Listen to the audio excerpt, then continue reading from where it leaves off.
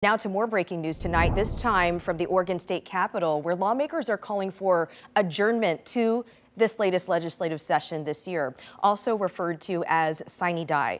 We are breaking down what this means for the contentious transportation bill as well, because really at the heart of things in Salem, going late into this evening, that massive transportation bill, and at issue, potential tax hikes, even possible jobs on the line. Let's get straight to Ariel Yakabazi joining us live from Salem. Ariel, you've been there all day, and we know the latest flashpoint involves a bill that could determine the fate of hundreds of state workers. So get us up to speed tonight.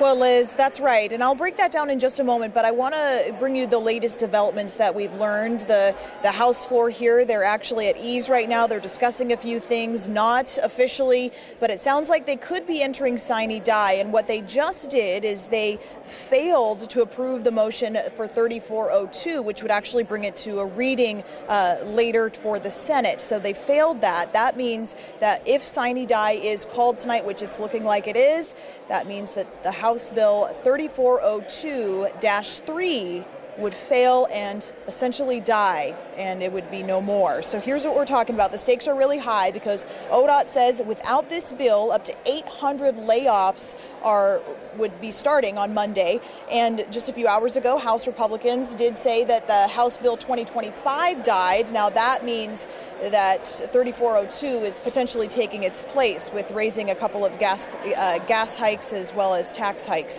So you might remember House Bill 2025 was that massive $11 billion transportation package. Now in hopes of saving those hundreds of jobs and helping ODOT, an amendment to a different bill, that's 3402, what I just mentioned, would higher registration and titling fees plus add a 3-cent gas tax hike.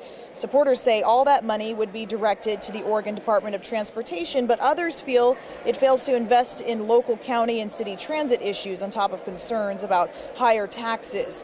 Originally stated for a 6 p.m. vote tonight, the session got delayed several times because of another committee meeting. Lots of meetings tonight, as we're finding, so the session did start at 8 p.m.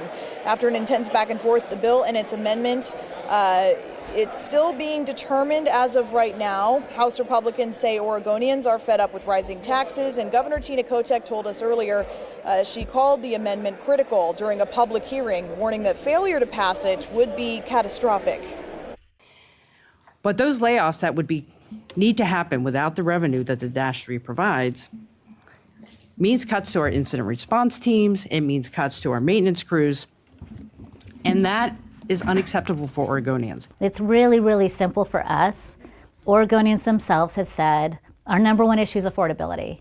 And this is tone deaf. It flies in the face of what Oregonians are telling us as policymakers that they need right now. They need all of our state agencies, including our roads department.